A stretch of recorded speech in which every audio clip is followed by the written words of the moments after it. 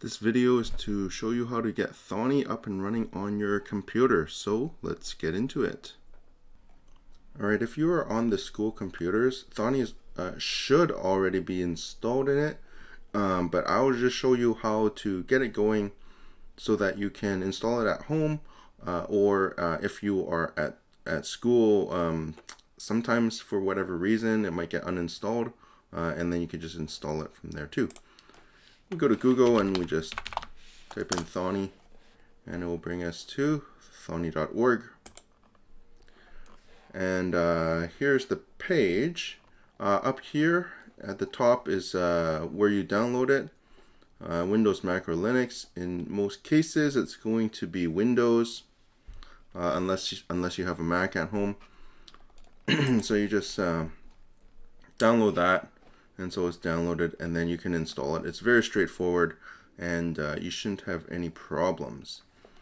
If you're at school in the lab, it should already be installed, and so you can just go to the Start menu and go down to T for Thonny, and there it is. Or you can always, type it into the search bar, and there it is. So we'll start it up. And that's a document that I'm working on, but if you have a blank document, so you go File, New, right?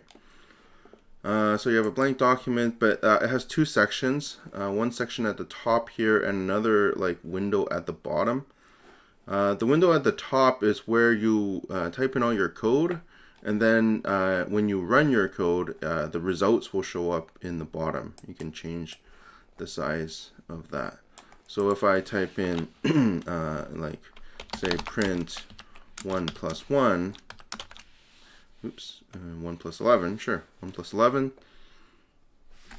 make that bigger for you, and you go to the Run button, which is the green button with the arrow in it, run it. You always have to save it, something before you can run it. We'll just call it test for now. And so after I type in the code up here, I press run, and then down here at the bottom is where your results show up. So that's generally how Thonny works. And when you look at the lessons, you'll see that it's always kind of divided like that. One quick thing before we leave off is I believe when you first start Thonny, default color is white. If you want to change the colors, this one defaults to white, I believe. So when you first start it, it will be white. I've changed mine. So if you go to Tools, so at the top, Tools, and then Options, and then you go to the Theme and Font tab, you can play around with these and it will get you different, different looks and different colors, right?